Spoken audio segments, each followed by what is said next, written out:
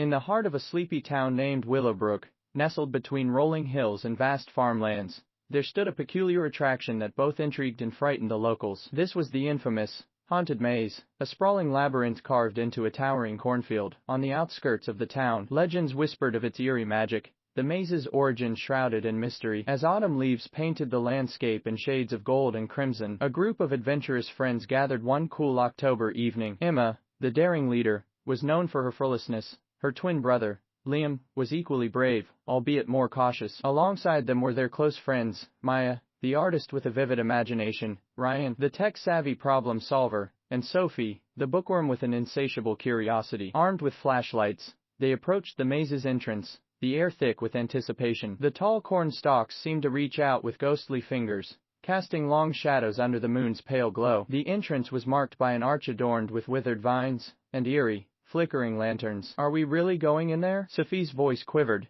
her eyes wide with a mix of excitement and trepidation. "Come on, Sophie, it's just a maze. What's the worst that could happen?" Liam grinned, attempting to mask his own unease. As the friends entered, the rustling of corn stalks and distant hooting of owls filled the night. The maze was designed to be challenging, and soon enough, they found themselves at the mercy of twisting paths and dead ends. Laughter and jokes turned to whispers and growing unease as they realized they had lost their sense of direction. Maya's paintbrush-like flashlight beam danced over the corn, casting eerie shadows on the ground. "This place feels alive, doesn't it?" Ryan's tablet illuminated their surroundings with a bluish glow, the digital map he had loaded showing them where they were supposed to be. But as they followed the digital breadcrumbs, the maze seemed to shift, paths changing before their eyes. The map proved futile against the maze's bewitching power. Hours passed, and their laughter was replaced by mounting tension. Their flashlights began to flicker, casting the once comforting beams into unreliable sputters of light. The corn walls seemed to close in on them, whispering secrets they couldn't quite decipher. Panic gnawed at their hearts as they realized they were truly lost. "We need to stick together," Emma urged,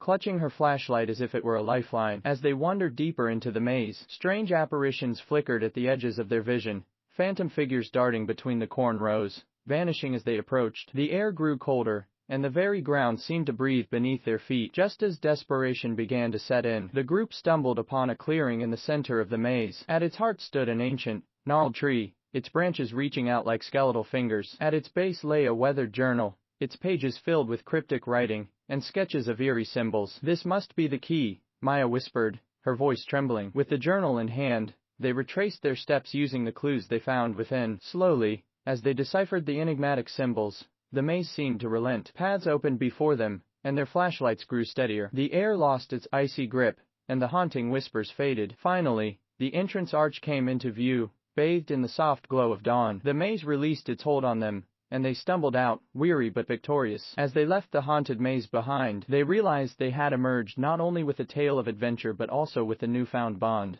a bond forged in the face of the maze's spectral mysteries. From that day on, the friends carried the memory of the haunted maze with them, a testament to their bravery and the unbreakable ties that bound them together. And as each autumn rolled around, the maze would once again cast its spell, beckoning to those seeking thrills and the chance to conquer their deepest fears.